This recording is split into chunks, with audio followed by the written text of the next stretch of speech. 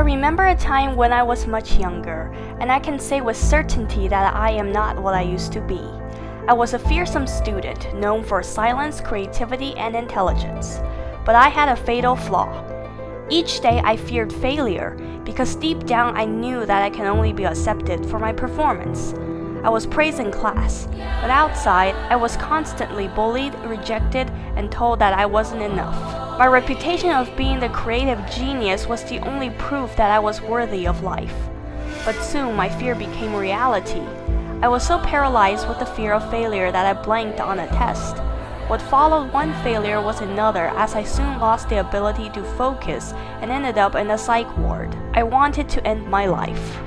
But failure itself didn't hurt me, but the constant message that I am worthless without my excellence.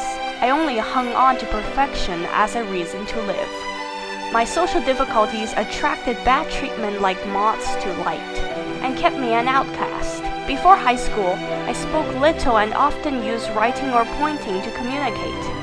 Perhaps you have heard of how depressed people hide their condition under smiles and warm greetings. I'll break it to you that that is not always the case.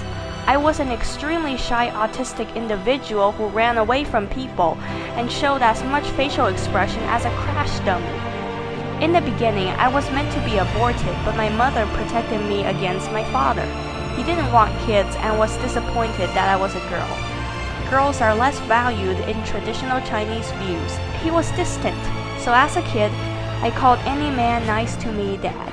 Perhaps the authoritarian teaching methods in China also made me fearful of failure. The result is low self-esteem. I became a tomboy so I can feel accepted. I fled reality to escape the pain, creating a detailed fictional world as my sanctuary. I was desperate for the respect my reputation provides to overcome self-hatred. Soon, I realized I was feeding nothing but a hungry ego. I needed to feel superior so I don't feel so worthless. Each day is a never-ending desert. A dark cloud of despair seems to loom over me constantly, causing me to lose concentration and make my limbs feel like lead. Yet, I still put so much effort into proving that I am better than others. Pills did not snap me out of it, so I began reasoning with myself. Is it logical to view myself as worthless? And I discovered that indeed it is. I am worthless, but so are other people and life itself. There exists no such a thing as value, except for in our minds, and value cannot exist without consciousness. We lie to ourselves, holding on to purpose, value, and meaning, so that we can have a reason to live. I feel at peace because I no longer feel worthless, because everyone is as worthless as me. But the peace did not last. I led myself right into an existential crisis. What is the point of living? If I died today, my value would be the same as if I died 60 years from now, because all living things will come to an end, myself and my impact on other people. Suddenly, I did not want to believe that life is in fact meaningless. But after months of avoiding the thought, I finally decided to confront it. I realized I've been viewing the whole thing in the wrong light. It may be logical to say that meaning is an illusion, but it is illogical to have an emotional connection with a purely logical thought. There are two types of meaning: objective meaning or universal meaning, and subjective meaning or individual meaning. What I rejected was objective meaning.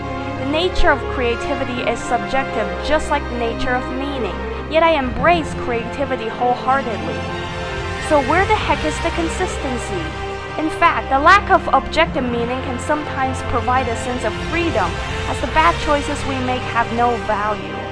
This method cures a thought which I am aware of, but I've noticed that this never-ending negativity does not always seem to have a cause.